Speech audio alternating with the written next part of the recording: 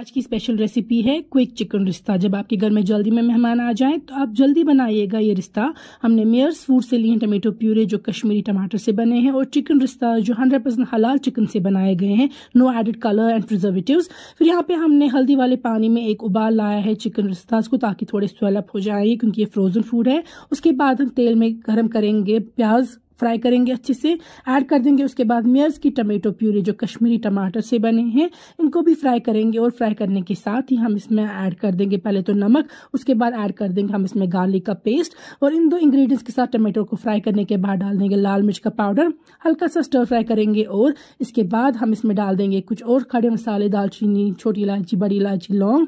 इन spices को भी mix करेंगे, अच्छे से फ्राई करेंगे। थोड़ा पानी डाल देंगे तेल आने के बाद और डाल देंगे इसमें हम सौंफ का powder, ginger powder, turmeric powder और इन स्पाइसेस को मिक्स करेंगे। फिर डाल देंगे हम इसमें चिकन रिश्ताज, अच्छे से पानी ऐड कर देंगे।